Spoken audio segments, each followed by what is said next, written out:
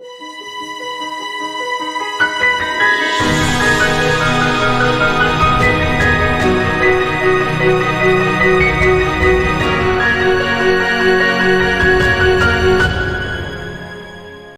The Lord. Hallelujah.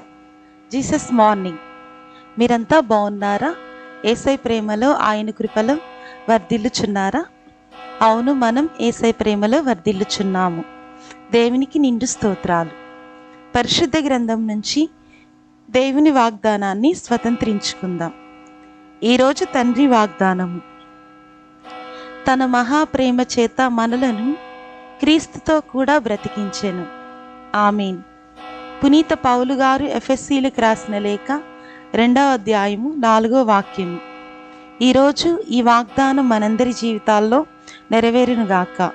God bless you all. Amen.